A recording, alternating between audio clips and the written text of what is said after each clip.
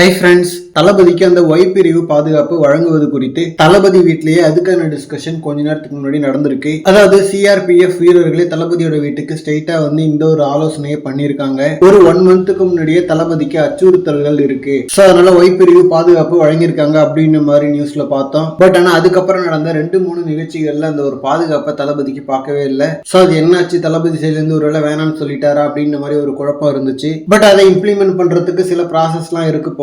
So அதுக்காக தான் தளபதி அவங்களே இன்னைக்கு டைரக்டா வந்து மீட் பண்ணிருக்காங்க. ஐ திங்க் தளபதி கிட்ட உங்களுக்கு இந்த பாதுகாப்பு தேவைன்னு நினைக்கிறீங்களா அப்படின்ற மாதிரி அவரோட பர்சனல் ஒப்பீனியன் எல்லாம் கேட்டு இதை முடிவு பண்ணுவாங்க போல. அண்ட் இந்த ஆலோசனை கூட்டத்துல பாத்தீங்கன்னா தளபதி சைட்ல இருந்து Thalapathy, Jagadish bro and Bussy Anand, John ஆரோக்கியசாமின்னு இவங்களா இருந்திருக்காங்க.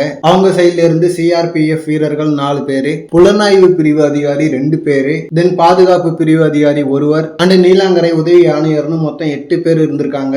சோ இந்த ஆலோசனை கூட என்ன முடிவு எடுக்கப்பட்டது, தளபதிக்கு ஒய் பிரிவு பாதுகாப்பு உண்டா இல்லையா அப்படின்றது சீக்கிரமே அபிஷியல் அனௌன்ஸ் பண்ணுவாங்க. அண்ட் இதை பத்தி சில தளபதி ஃபேன்ஸ் ஒய் பிரிவு பாதுகாப்பு வேணும்னு சொல்றாங்க. சில பேர் தளபதி இதை மறுத்தரலாம், இது வேணான்ற மாதிரி சொல்றாங்க. ஏன்னா அது பார்க்க பந்தவா இருக்கும், அது சரி வராது அப்படின்னு மாதிரி சில பேர் ஃபீல் பண்றாங்க. பட் என்னை பொறுத்த வரைக்கும் இது படத்தோட காஸ்டிங் கிடையாது. இவங்க வேணாம் இவங்க வேணும்னு நாம சொல்றதுக்கு பாதுகாப்பு அச்சுறுத்தல் இருக்குன்னு சொல்லிட்டு தளபதியும் இல்ல அவங்களும் ஃபீல் பண்ணாங்கன்னா அவங்க அதை வழங்கட்டும். இல்ல தேவைப்படலைன்னா அதை வழங்க வேணாம். நாம சும்மா பாதுகாப்புலாம் வேணாம்னு சொல்லி நாளைக்கு ஏதாவது அசம்பாவிதம் நடந்தா அதுக்கு போயிட்டு நாம பொறுப்பேற்க போறது இல்ல. அதுவும் ஒய் பிரிவு பாதுகாப்பு வீரர்களுக்கு கவர்மெண்ட் தான் சம்பளம் கொடுப்பாங்களாம். கவர்மெண்ட் 1008 டாக்ஸ் போட்டு இருக்கிறதே உருவிட்டு விட்டுருவாங்க. சோ கட்டாயமா தேவைப்படாம அவங்க இந்த மாதிரி செலவு பண்ணி இந்த ஒரு பாதுகாப்பு கொடுக்க மாட்டாங்க. சோ இது சம்பந்தமா நாம எதுவும் முடிவு எடுக்காம அவங்க என்ன பண்றாங்களோ அது என்ன அப்படின்றத பார்த்து ஏத்துக்க வேண்டியதான். ஓகே ஃப்ரெண்ட்ஸ், இந்த மாதிரி தளபதி பத்தின ஹாட்டான அப்டேட்ஸ்க்கு நம்ம விஜய் ஃபோர்ட் சேனலை சப்ஸ்கிரைப் பண்ணுங்க. தேங்க்யூ.